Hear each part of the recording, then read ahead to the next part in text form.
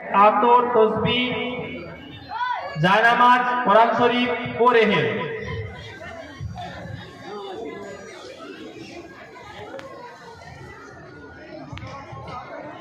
হাফিজ মোহাম্মদ মেহতাব মল্লিক, পিতা ডাক্তার সাবির আলী মল্লিক সাহেব, গড় চক্রবেড়িয়া, নন্দীগ্রাম। এরপর সকলে একটু হাত রাখেন। দ্বিতীয় নম্বরে হাফেজ শেখ রাকিবুল ইসলাম, পিতা আব্দুল কাদির সাহেব, দাউদপুর, নন্দীগ্রাম। হাফেজ শেখ রাকিবুল ইসলাম, পিতা আব্দুল কাদির সাহেব, দাউদপুর, নন্দীগ্রাম। মাদ্রাসার শিক্ষকরা পুরো বৎসর মেহনত করেছেন, সেই মেহনতের ফল আমরা সচক্ষে দেখছি। এরপর প্রত্যেক শিক্ষকের কাছে অনুরোধ করবো প্রত্যেকে একটু হাত লাগিয়ে দেবেন। এরপর হাফেজ শেখ মুস্তাক, হাফেজ শেখ মুস্তাক, পিতা শেখ শাহাদত সাহেব, শামসাবাদ, নন্দীগ্রাম। হাফেজ শেখ মুস্তাক, পিতা শেখ শাহাদত সাহেব, শামসাবাদ, নন্দীগ্রাম।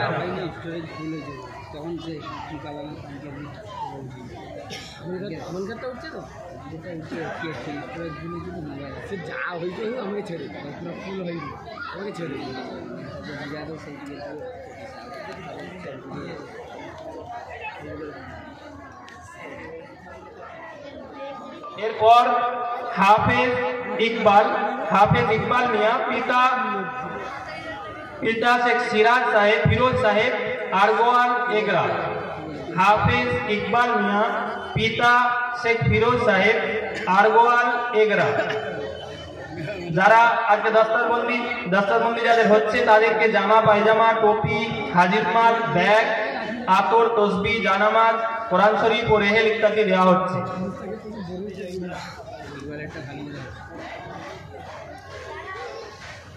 যে সমস্ত শিক্ষকরা এদেরকে মেহনত করে পড়িয়েছেন, আল্লাহ তাআলা তাদের এই মেহনতকে কবুল করুন, তাদেরকে ভরপুর জাযায়ে খায়ের দেন এবং ইনশাআল্লাহ তাদের আখিরাতে এই মেহনত যেন কাজে আসে। আমরা প্রত্যেকেই সেই সমস্ত উস্তাদের জন্য দোয়া করি, আল্লাহ রাব্বুল আলামিন তাদের এই মেহনতকে কবুল করুন, আমিন।